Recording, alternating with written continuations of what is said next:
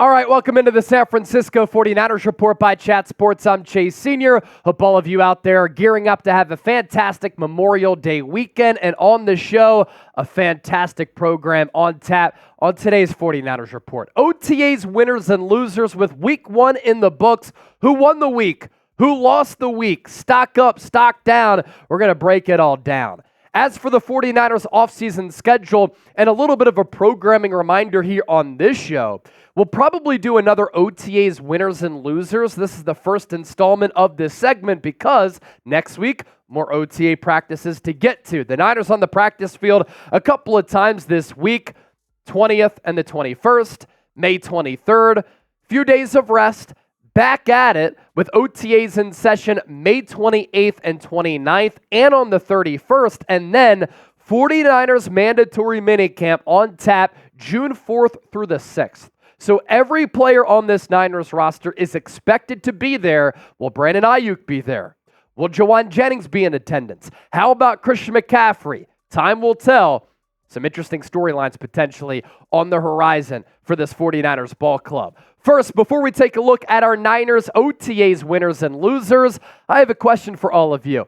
Can we get to 133,000 subscribers? We picked up 1,000 subscribers this month. We continue to grow. Largest independently run Niners channel right here on YouTube. And we're 51 people away from 133K. What you get if you hit that sub button, informative, entertaining, thought-provoking, insightful Niners shows every single day.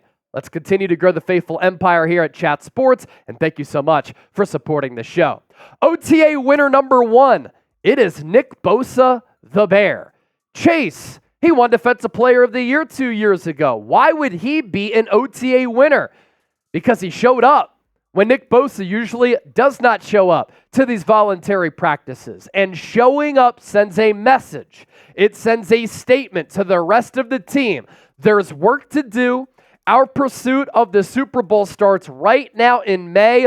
Job ain't finished. We've gotten close. Nick Bosa has played in 2 Super Bowls in his career. He said this week, unfortunately, I know all about heartbreaking defeats.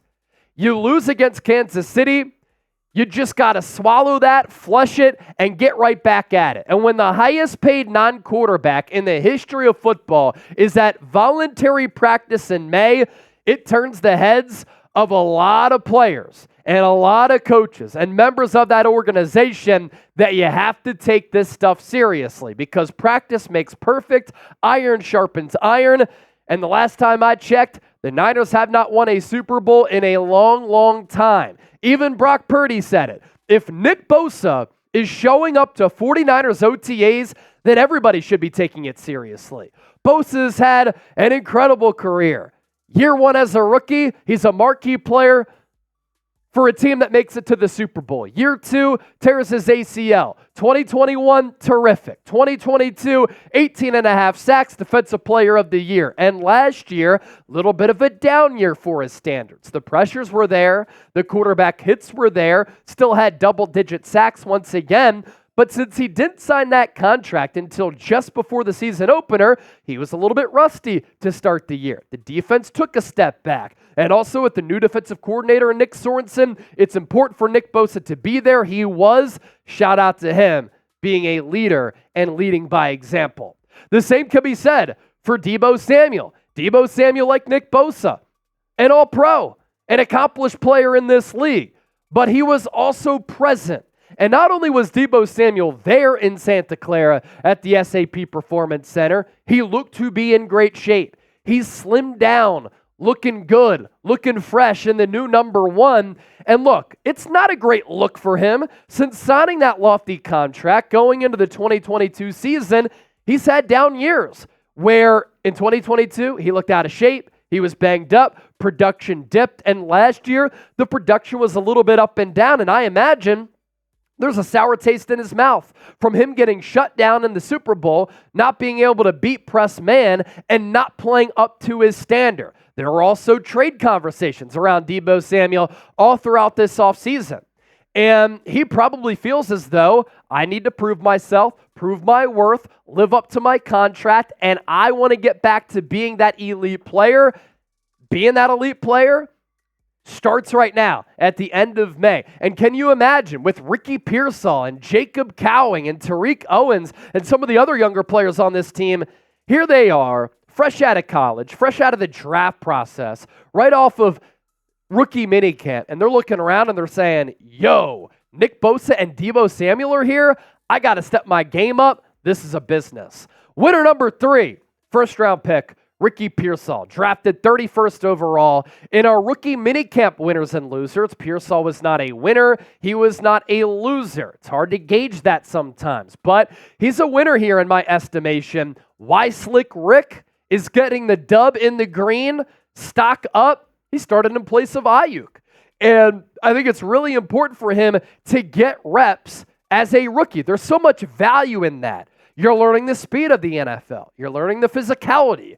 You're gauging what the competition is going to be like. You're trying to master the scheme of head coach Kyle Shanahan, which is known to be a very complex scheme. And not only is he getting those reps, which can allow him to play as a rookie, he performed well.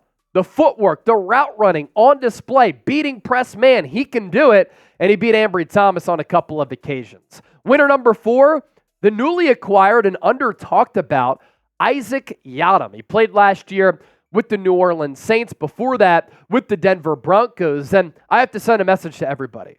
I know that the cornerback room for San Francisco has certainly been up and down, and last year I was high on Isaiah Oliver. I missed. I'll eat the crow. I was wrong.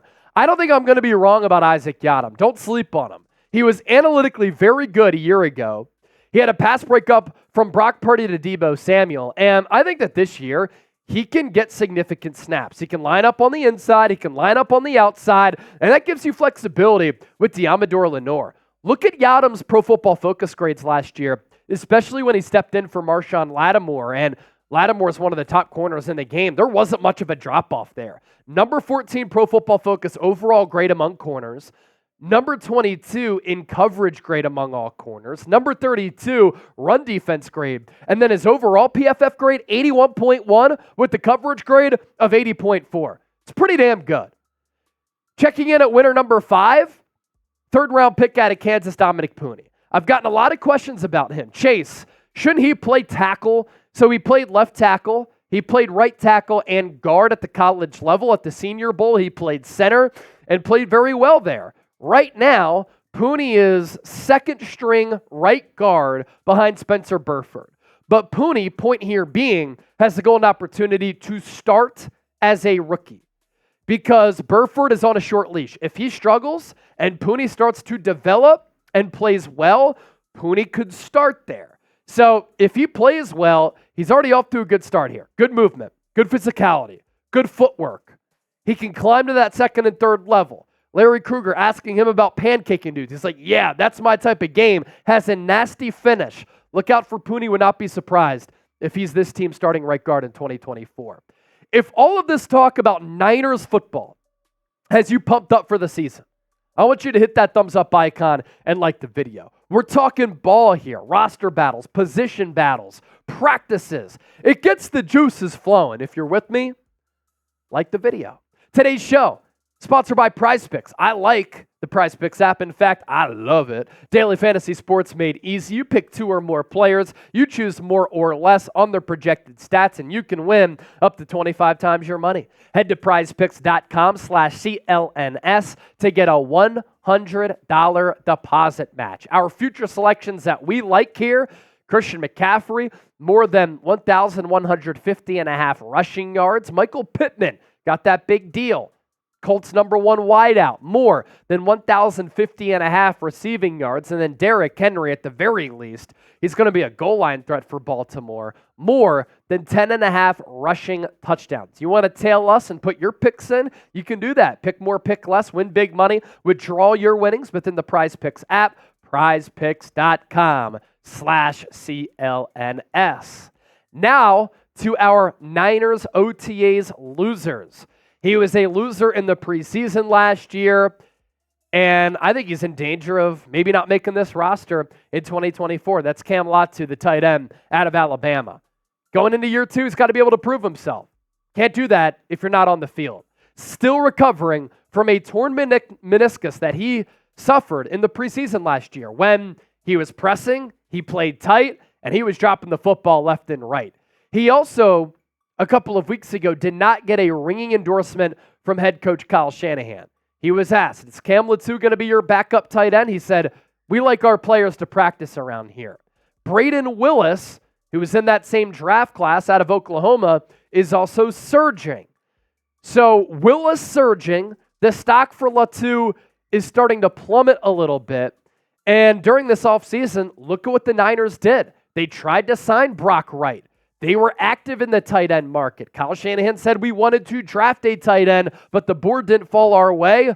Latu, roster spot, it's in question.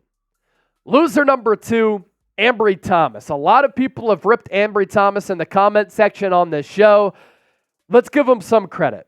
Down the stretch in 2021, he played well. 2022, coaching staff didn't trust him. He barely played, and he was injured a lot. Coming out of the bye week, he did play very, very well last year from week 7 on, but then in the playoffs, he struggled mightily. He was benched in the Super Bowl. I think it's pretty telling when a player is a bad practice player. That's what Grant Cohn said. He said he's one of the worst practice players that he has ever seen. And Kyle Shanahan likes practice production because they got to be able to trust you on the game field. What's interesting about Ambry Thomas, former third-round pick, he has played well in moments on the game field. But if you have these lapses in practice and you continue to get beat, it's just not a good look for you. And he got benched in the Super Bowl. So the Niners right now are in a spot where they don't trust him. And then just like what we talked about with Latu, look at what the Niners did. Their actions speak volumes. They drafted Renardo Green. They brought in Isaac Yiadom. They signed Rock Ya-Sin. They brought in Chase Lucas. They have provided a lot of depth at the cornerback spot. And I think that's a little bit of an indictment on their lack of trust in Ambry Thomas. Ambry Thomas also, as I noted a little bit earlier, beat by Ricky Pearsall. Loser number 3 is Jake Brendel, not necessarily for anything that he did or did not do on the practice field, but because his opportunity to be this team's starting center might be slipping away a little bit. He's missing OTAs because of knee tendonitis. Is his job in jeopardy here? John Feliciano right now is getting center reps. Drake Nugent, the UDFA out of Michigan, is off to rave reviews. Strong lower half, really thick, good body type, athletic. He can get out in space on those pull blocks, important for this Kyle Shanahan outside zone scheme. And at Michigan last year, played excellent. Team captain at Stanford before that. He's smart and heady. Look out for Drake Nugent to potentially be this team's starting center at some point, if not as early as 2024, because Brendel, he just lacks a little bit of lower body strength. I get it, Pro Bowl alternate 2 years ago, but I think that you can upgrade there. And then OTA loser number 4 is Brandon Aiyuk. He did not attend OTAs. He did not need to attend OTAs. It's a voluntary session, but he's still looking for a contract that'll pay him, in my opinion, $25 to $28 million per year. And according to reports, the Niners and Aiyuk, as of this moment, not close on trying to strike a deal. Now, we know how the Niners like to do business. End of July, early August, usually when they take care of their homegrown players. That's kind of the timeline. The Niners have $6 million in cap space right now, $18 million more coming on June 1 with the Eric Armstead post-June 1 designation on the release. So Aiyuk, I think he gets paid at some point, but he didn't go. So he's a little bit of a loser. Juwan Jennings, Christian McCaffrey, you can throw them into the mix as well. What say you? Your biggest winner and loser from Niners OTAs. Let's hear from the faithful down below. Have a fun and safe Memorial Day weekend. And of course, the coverage will continue and we'll push out more content over the weekend here on the Niners Report.